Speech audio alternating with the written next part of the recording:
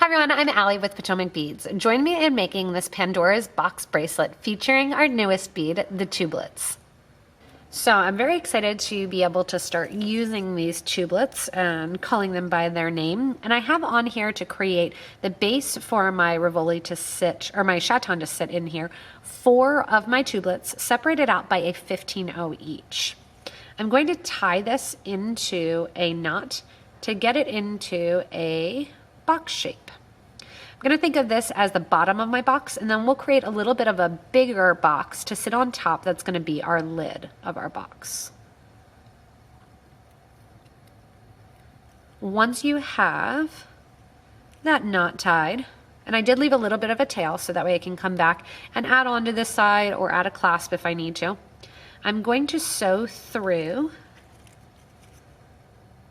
my next tublet and my next 15, just so I'm away from the knot. Coming out that 15, I want you to add one more 15, and now we're going to build the top of the box. The top of the box is going to be an alternate color for my design, and I'm going to start out after putting on a 15-0 with a 1.5 by 2 millimeter Rondelle in the blue Zircon color, and then every other, we're going to do 4 of our Aztec gold tubelets. So crystal, tubelet, crystal, tubelet, crystal, tubelet, and done. So we have on 4 crystals followed by 4 tubelets. From here, I'm going to go back through that first original crystal with my needle going towards the tubelet, which is going to round out and create the lid of my box. Make sure you're not going through the 15-0 that you added. That's just kind of hanging out there right now. So I have my lid of my box, which doesn't want to sit on top of my box yet. So we are going to sew it on top. What you're going to do is kind of pull it tight and get it down right next to the project. And I'm going to turn it so that it's sitting right on top of the piece. I already have one 15-0 here. I'm going to add another 15-0 onto my needle, and I'm going to sew through the bottom of the box through the next cylinder in line.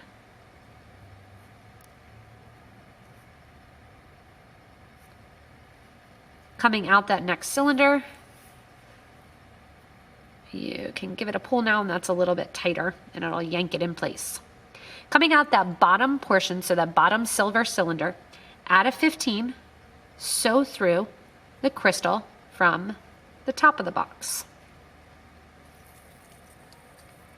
Add a 15, sew through the cylinder from the bottom of the box. So when you're sewing through to the top and connecting it, you're sewing through the crystals. When you're sewing and adding it and sewing through the bottom, you're sewing through the cylinders.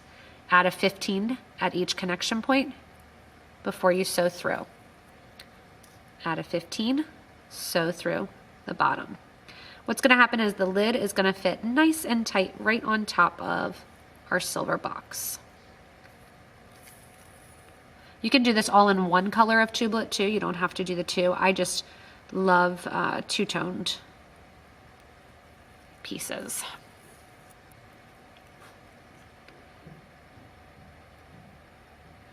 Going in here then, I'm going through my last of my base of my box and give it a nice tight pull.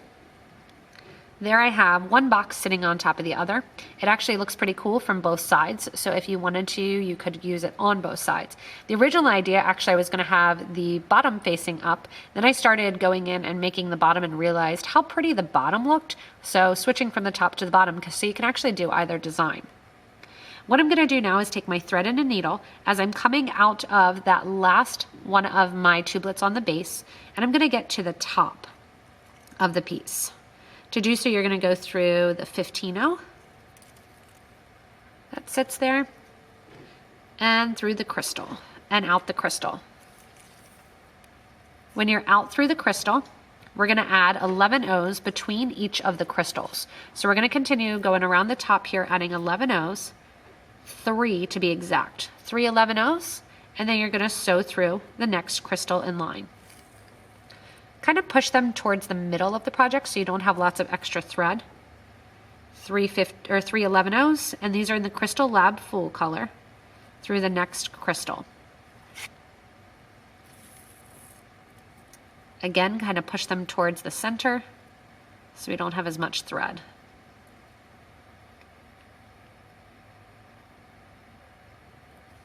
Three more get added through the next crystal. And because it's a box, obviously we're going to do this 4 times.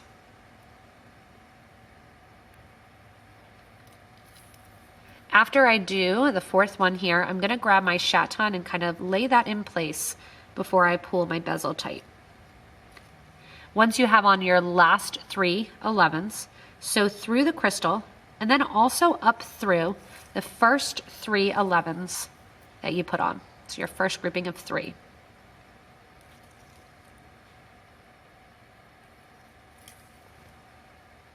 Once you have all of those there, you're going to grab one of your Chatons, and I'm using SS39 Chatons, which is going to be about an 8.3 millimeter. You're going to drop it with that silver pointed side down towards the bottom, and the colored side is up towards the top. You might need to kind of play with it a little bit to get it to sit and cooperate, and then once it sits in there perfectly. Now that you have it in there snug, go ahead and kind of give a little bit of a pull to, again, try to get all of those 11-0s towards the center of the piece. Fold those in, give a nice little pull, and now we're going to go back through all of those 11-0s, adding a 15 between. So I have my thread coming out the 11-0s, add a 15, and sew back through all the 11s. Add a 15, sew back through the next row of those 3 11s. Add a 15, and again, it's a box, so we're doing this 4 times.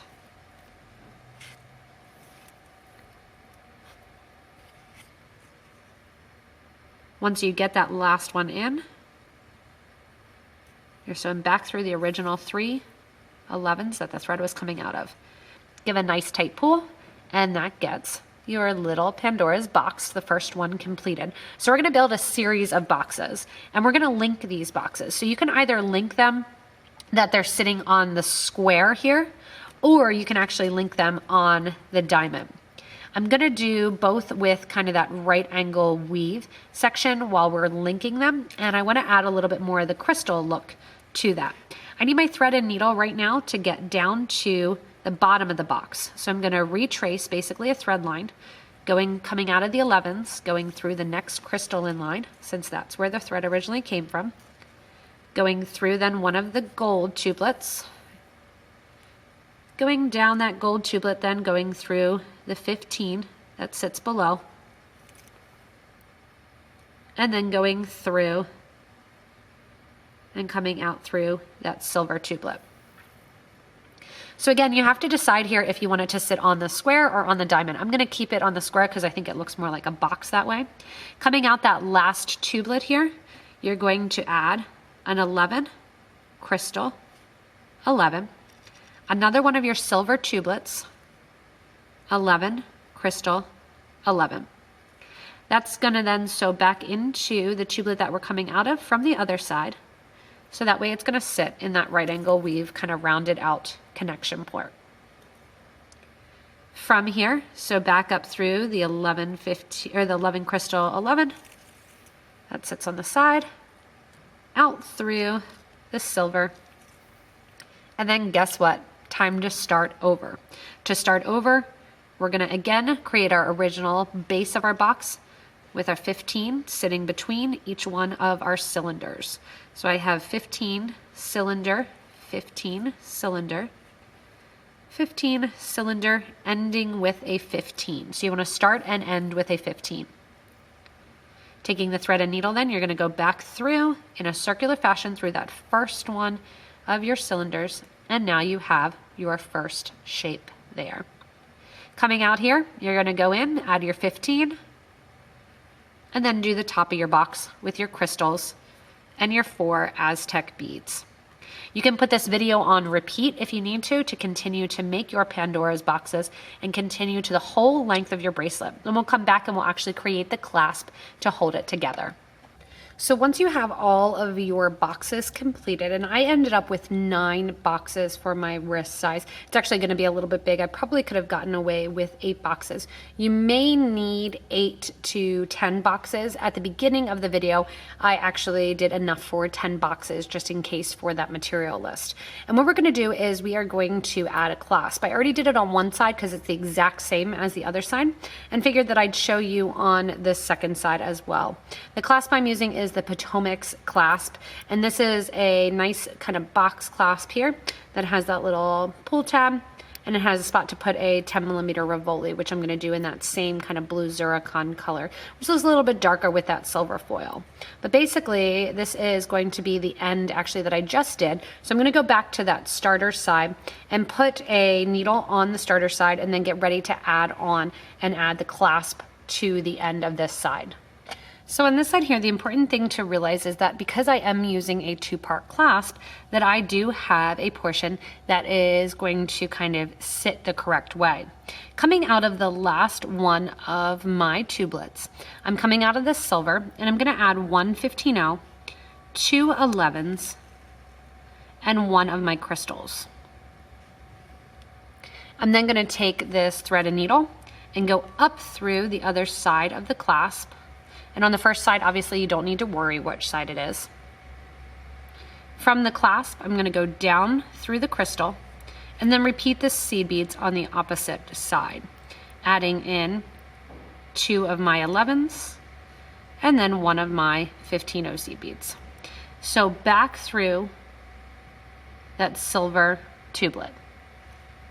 Once you're coming out of the Crystal Lab tubelet, you're going to reinforce and do this same exact thing 3 times. At this point, if you want to, you can actually take it off the clasp to make it a little bit easier, and then go up through the project multiple times to reinforce where that thread is hanging. I did not use a wire guard because this clasp has a little bit of a small opening hole, and sometimes the wire guard can sit a little awkwardly on it. But if you have a different clasp and you want to use a wire guard, or if you have a button that you want to use, you can certainly do that as well. And come back down here and then do the same thing one more time, going through the project, nice tight pull, over to the other side, through the clasping. You can see I kind of went down the same side there just to tighten it up, get a different feel. Through again, through that loop, and sometimes by the 3rd time it gets a little bit tight that it doesn't want to go through there, but you should be good with a size 12 needle to go through there. Gonna come back down then, and then all we're gonna do on both sides, what I did was take the thread and needle back a couple of the rows of the basically right angle weave of the tubelets in order to get rid of the thread. You can then knot it off and do a sewer's knot, going through that tubelet there. Turn it to the back so that way you get a better look at it, and go through. You want to make sure when you are ending it that you don't see any of the thread. This is true for any time that you have any jewelry. You don't want to actually see the thread on the piece. So I'm going back through here and bringing it back down around. Once you have it back through the piece a little bit, you can go in with your thread burner, burn down the thread ends. If you're a knotter, you can go ahead and knot the thread as well. Since I have so much on here, I'm just taking it back down in that right angle weave style, making sure that I'm not having the thread show at all. I'm just taking it down from one side basically to the other, and then I'm going to burn off that extra thread end, and that will complete my Pandora's box bracelet. The last thing I'll do is take some E6000 glue and glue in the Rivoli to make sure that I have a nice blue for my clasp. Thanks so much for joining me and making this Pandora's box bracelet. Again, we're really excited to bring you the tubelet beads, and hopefully you get your chance to play around with them and work and see their potential. Again, remember with this video, you can always give a thumbs up and like the video, as well as comment below And always subscribe to this YouTube channel. You'll get regular updates when we have new products, do new tutorials, as well as go live and have better beader episodes. As always, thanks so much for watching and enjoy your own Pandora's box bracelet.